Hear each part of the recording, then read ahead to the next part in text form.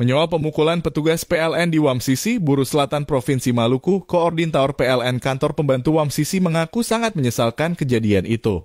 Apalagi dilakukan oleh oknum TNI yang seharusnya melindungi masyarakat.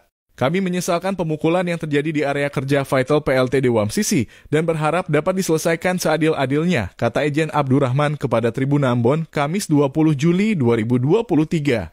Dia pun berharap proses hukum itu berjalan dengan baik sehingga terduga pelaku mendapat efek jerah. Kami saat ini serahkan kepada proses hukum yang sedang berlangsung, kita ikuti saja prosesnya yang sedang jalan, harapnya. Lebih lanjut dijelaskan, peristiwa itu terjadi di area kerja PLT di Wamsisi. Dan bukan hanya satu orang, tetapi ada dua korban aksi kekerasan oleh oknum TNI yang diketahui bernama Praka M, yakni Haikal Tuan Kota dan Junaidi Baul. Untuk korban pemukulan itu ada dua orang, yang satu lebam di kepala dan yang satu lagi itu di bagian rusuk, ungkapnya.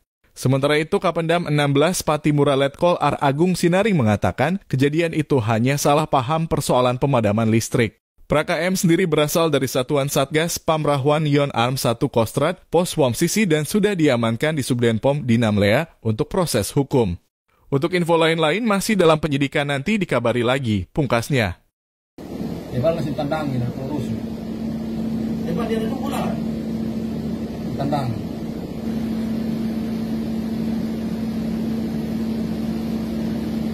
Udah tak pakai sepatu, sana.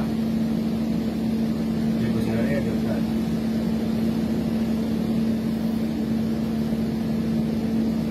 Viral kanu.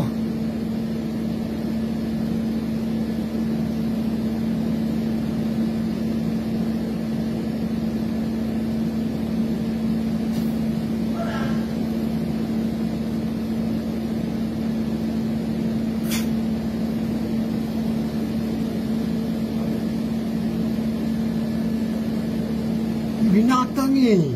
Ikan gua sih. Ah, itu masuk orang larat harus sudah.